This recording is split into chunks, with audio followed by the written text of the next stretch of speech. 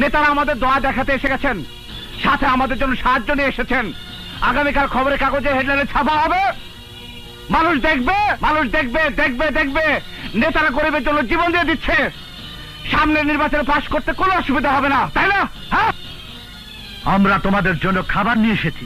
খবরদার আর এক পা আগে বাড়িয়েছিস তো তোদের হারামের পয়সার খাবার তোদেরকে খাইয়ে দিব।